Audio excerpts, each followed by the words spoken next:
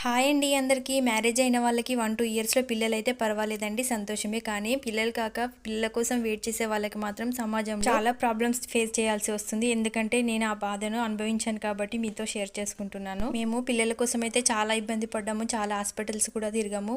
పిల్లలు కాలేదన్న బాధ ఒకవైపు ఉంటే, బయట సమాజంలో వాళ్ళతో సూటిపోటి మాటలతో ఇంకా ఇబ్బంది పడేవాళ్ళము. కొన్ని రాత్రులు అయితే నిద్ర కూడా పోయేవాళ్ళం కాదు. ఈ టైంలో ఎవరి సపోర్ట్ ఉన్నా లేకపోయినా హస్బెండ్ సపోర్ట్ మాత్రం వైఫ్‌కి ఖచ్చితంగా ఉండాలండి. అప్పుడే ఆ బాధను కొంచెమైనా మర్చిపోగలుగుతారు.